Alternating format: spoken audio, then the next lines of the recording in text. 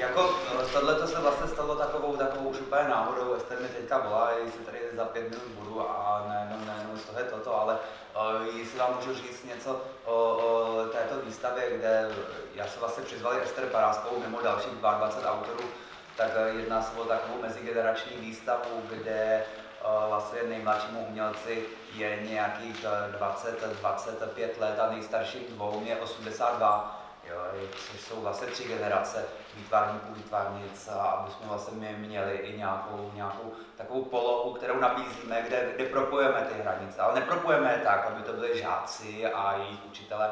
My chceme propojovat jako sobě rovný, akorát přicházející s jinými přístupy a s jiným vlivem a s jinými prostředky, které mohou nabídnout.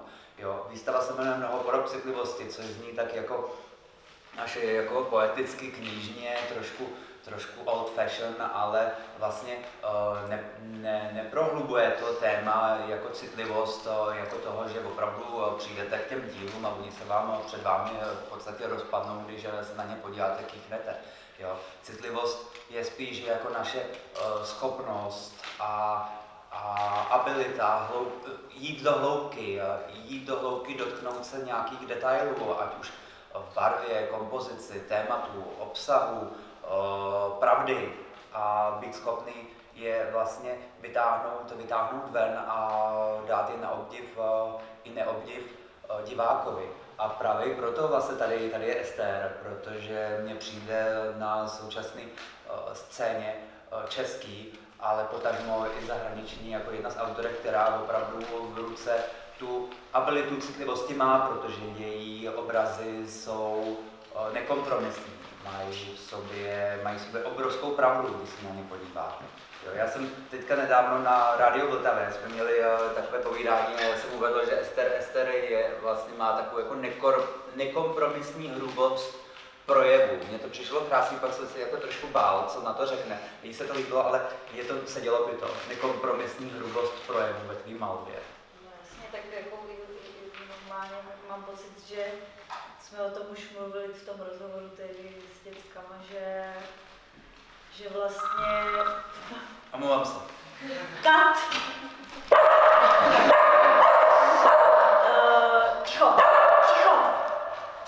Že je vlastně jako důležitý být asi upřímný, no, v té malbě, jak v projevu té malby, nebo jako nějakým jako jakýmkoliv médiu, ale prostě ve vytváření té autentické práce, tak být nějak jako upřímný. Tak já to mám i v normálním projevu. Já řeknu Michalovi prostě, co si o něm myslím, on je z toho týden špatný a pak je to zase vlastně všechno v pohodě, protože je to ta upřímnost a ta čistota. A já jsem si původně říkala, že je hrozně divný, že mě přizval do téhle výstavy, která mluví jakoby o té citlivosti, nebo je jakoby celkový ten koncept o té citlivosti. Ty obrazy jsou jako dost, pro mě až přecitlivě mnohdy. Ale já právě jsem tak necitlivý člověk, že mě to jako docela nadchlo, ale on vlastně vybral takový jako až site-specific díla nakonec, když to jsou tady 2 kresby vystavené, které jsou zaadjustované, což já normálně nedělám se svou prací, že bych jí dávala jako formát nějakého rámu a nebo nějakého prostě takového honosnějšího orámcování, prostě aby se z toho stal takový až jako objekt, nebo vlastně je to jako kresba v tom rámu. Takže no, je to pro mě taková jako novinka, ale zároveň jsem si začala všímat v těch kresbách, že ta citlivost se tam projevuje mnohem víc než v té malbě u mě, protože ten formát je menší, vnímám tam povrch toho papíru. Jako podle mě to byl dobrý výběr, zároveň přemýšlím, jestli to je to spíš necitlivý nebo citlivý. Teď jsem řekla úplnou blbost, ale to je prostě... Tak ono jako i v té necitlivosti jako se dá objevit, protože každý kolikrát mně přijde, že lidi se až moc snaží k tomu, aby dosáhli nějakého výsledku. Já bych řekla, že to je spíš taková jako přirozenost, jo? Moje, jako tady ten jako tady ta komunikace skrze ty obrazy, které jako jsou až jako necitlivé. Jsme si všimli vlastně na těch malbách, jsou tam nějaké stopy, tady jsou otisky prstů, tam uvidíte.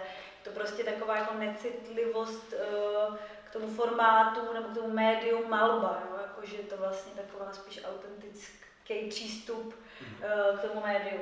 Jo, tam se projevuje nějaká ta necitlivost, jo. Ale pak vlastně mi přijde, jak se to orámovalo, vlastně se to vytvořilo takové jako umělecký dílo pověšením do tady toho prostoru té galerie, a která je, nebo ta výstava mi přijde taková muzeální, taková klasická, tak až potom tam si začínám všímat nějaké ty citlivosti.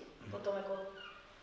A Ester, takhle, když už se teda bavíme, tak toho využijeme, jako to člověk přijde k tobě vlastně nekompromisní hrubost projevu. Já přijdu k tobě do ateliéru a tam se ti po těch tvých plátnech baví pést, jo, a nebo prostě po nich šlapeš, což je vlastně jako forma i toho projevu. Chci se tě zeptat, co pro tebe tvoje dílo znamená? Jako samo máš s tím nějaký vztah, protože tehdy jsem četl knihu o Tizianovi a ten ty svý díla ani nechtěl prodat. Jo, proto si je držel třeba 5 let a vlastně nikdy se k nikomu nedostali, protože on říkal, že to jsou jeho ty věci a oni mu zaplatili za ní, ale on si stejně nechal. Jaký máš ty v tom jako rozměru vztah k tím dílu? Ale já právě, když přijdu jako k té malbě, nebo k tomu kusu toho plátna, který je jako položený na zemi, tak já ho prostě začínám, tak už jsem to říkala i do toho rozhovoru, jako obdělávat. Znovu performativní obdělávání kusů špinavého brusu na zemi. Je to vlastně takový jako přístup, jako, že k tomu nepřístupu jako k malbě, přístupu k tomu jako k něčemu, co mě baví, že nějakým způsobem můžu vyjádřit moje rozpoložení toho daného dne a okamžiku, ve kterým pracuji a prostě nějak k tomuhle přistoupit, ale rozhodně k tomu nepřistupuji jako k uměleckému dílu. Až potom, když zarámuju, nebo pak vezmu to syrový plátno, který není našepsovaný, to vlastně jenom čistý plátno, teda bez toho šepsu, a pak ho natáhnu na ten rám, který je prostě zbouchaný klasickým kladivem, ani nepoužíval to gumový, všechno je takový jako syrový, takový jako drsný. Až pak se jako pověsí třeba na zeď, nebo nejlépe vynese z ateliéru do jiného prostoru, tak se z toho stává jakoby ta malba, nebo ten obraz, nebo to umělecké dílo. Jo, takže k tomu nepřistupuji úplně jako, že s vážností, že jdu dělat obraz, že jdu dělat něco, co chci prodat, že jdu dělat něco, co chci vystavit, že jdu dělat něco, co chci, aby se někomu líbilo. Přistupuji k tomu prostě úplně čistě tak, že se tam nějak jako chci prostě něco stvárnit, ale nevím, co to je a nemám vlastně žádný plán. Ta asi syrovost a upřímnost v tom obraze nějak potom funguje, až se to dokončí a právě... Já si myslím, že je to právě ta upřímnost a taková ta právě ta pravda skrze to, proč právě i já a můj kolega Filip Kazda, který je spolukurátor této výstavy, jsme tě chtěli v té výstavě mít, protože vlastně to mnoho děl nemá. Mně přijde, jak přesně povídáš, mnoha lidí se až tak snaží jako malovat obraz, udělat to umělecké dílo, vlastně už tou představou, že vlastně se tím můžete i živit, což je jako krásná představa, jo, ale přistoupit k tomu tak, že teď namaluju dílo, který prostě druhý den prodám a pojedu na dovolenou, jo, tak, nebo cokoliv, tak vlastně už mě osobně nějak třeba i bortí celý princip toho, proč vlastně jako generace citlivých lidí nebo i prostě zničených lidí ve společnosti nebo kdojakých, nebo vystudovaných akademiků a umělců, proč vlastně tvořili a co bylo ta jejich jako hloubka, kterou chtěli v rámci toho projevu nakonec najít, znázornit něco, co nás přesahuje, znázornit něco, co je nad námi, co je mezi námi a vlastně tak. To kolikrát postrádám už jenom z principu toho, že člověk chce prostě vytvořit nějaké umělecké dílo a dávat do toho tu tendenci, že vytvoří to dílo. To mi přijde dobrý, že vlastně to jsou takové jako plachty, až ve chvíli, kdy se to jako objeví a zaadjustuje, že ti vzniká to dílo.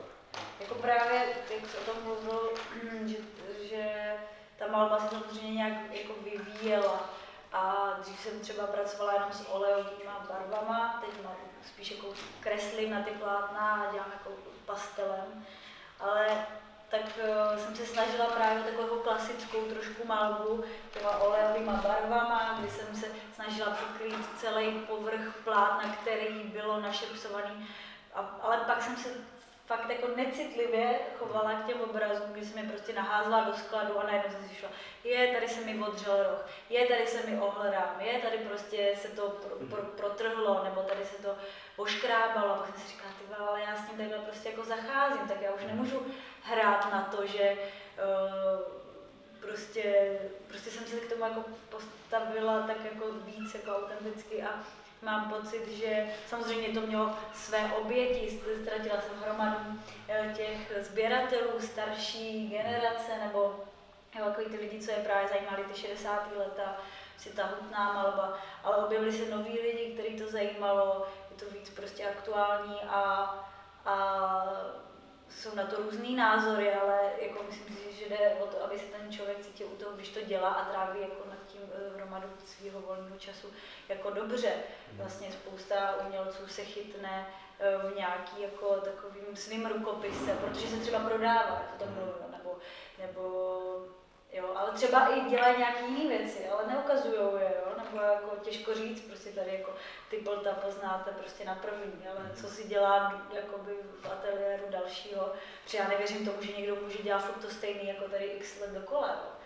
Jenom protože, nebo někdy to na mě tak působí, že to je jako hodně kvůli tomu, že to je jako signifikantní, jako tady ten rukopis k tomu autorovi jasný A myslíš si, že třeba jako doba i vybízí k tomu, že jako mladší autoři a autorky vlastně se snaží stále v podstatě experimentovat nebo hledat něco, co může, dejme tomu, jít ten vůči třeba současným trendům nebo vlastně výjevům, který vidíme skrze sociální sítě, nebo když cestujeme, teďka zrovna probíhá velký veletrh umění v Paříži, jo, někdo tam přijede, uvidí nové díla, které se vlastně objevují na zdech vlastně těch nejprestižnějších světových galerií a řekne si, OK, teďka všecko, co jsem dělal doposud, tady jde úplně bokem a já budu dělat tady tohleto, co vidím tam, protože je to prostě vrchol nějakého trendu. Myslíš si, že tomu i přispívá ta doba, nebo jsou ty autoři, kteří mají ten svůj rukopis a budou si uchovávat ještě po celou tu dobu, nebo je to vlastně teď se to děje, tohleto, že experimentování, změny stylů, transformace? Já myslím, že prostě ta inspirace jako je všudy přítomná a je to hrozně těžké jako popsat. Myslím, že právě naopak ty mladí umělci hodně masíruje prostě ten Instagram a tak a ty galerie, které už nemusíte jít do Berlína prostě na výstavu, můžete se podívat na Instagram, vidíte tam všechno v super kvalitě a jako těžko říct, no. Já si myslím, že ten trend právě je jako právě typický pro ty mladý umělce, jako jestli experimentují nebo se snaží uchovat nějaký rukopis, je to asi těžký podle mě v dnešní době. No. Hele, nevím, jak dlouho tohle má trvat celkově. Já taky nevím, ale já mám ještě takovou vlastně, bych měl jednu otázku. No. Možná řekněme, by to mohla být taková jako třeba i poslední pro tuto chvíli, ale je to trošku otázka na tělo. Jo. Vlastně jde o to, když povídáš, když my vidíme, nemusíme jít do Berlína pro to, abychom viděli ten obraz, tak ho můžeme v podstatě vidět na internetu, na Instagramu, kdekoliv a vlastně mě by zajímalo, co ty cítíš. Potřebuješ ten obraz vidět fyzicky, nebo ti je dostačující jenom ten efekt toho, že ho zhlédneš prostě bez toho, abys ho mohla cítit? Protože mně přijde, že ty tvoje obrazy vysloveně jako na člověka působí až fyzicky.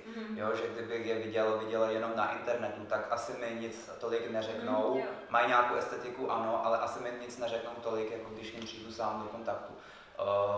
Je pro tebe rozdíl, když uvidíš autora, kterýho ty máš ráda, kterým ty se třeba i inspiruješ, když ho vidíš na Instagramu a pak ho vidíš fyzicky v nějaký galerii, případně se tě třeba i zklamalo někdy nějaký autor, když ho viděl naživo oproti nějaký poloze prostě na sociálních sítích. To je na tělo ta otázka, Michal. No jasně, tak fyzicky ne. To se moc nerozjel, ale jako samozřejmě, tak určitě je důležitější vidět, nebo prostě vidět ten obraz naživo, než na Instagramu, na telefonu a jako samozřejmě ten rozměr toho plátna, že tam máš většinou jakoby vyfocený třeba obraz jako ne úplně v měřítku třeba ty galerie, tak je dobrý to vidět jak v prostoru galerie, tak prostě vstoupnout si před ten obraz a nějak to vnímat jako face to face, face to obraz. Ale jako, že jestli mě někdo, vždycky mě to spíš potěšilo, nebo jako mělo to určitě lepší efekt, když už mám nějakého oblíbeného malíře, tak to vidět naživo je samozřejmě vždycky úplně jiný zážitek, ale jako, že by něco bylo horšího naživo, než... Jo, vlastně, tak když tam někdo přidá trochu kontrastu a nějak to vyžehlí, tak je to pak blbý, no, ale to se asi u těch profi malířů jako úplně neděje, ale tak vždycky je lepší to vidět naživo a ta energie prostě přes ten Instagram málo kdy se dostane prostě od toho diváka, ale záleží taky, jestli to dílo už znáš, nebo ne, že jo. Nebo toho autora, jestli jsi viděl něco jiného aspoň, nebo tak, no. Ale no. To samozřejmě důležité. No tak to moc na tělo nebylo, to je pravda, ale to bylo taky vtip. Tak děkujeme.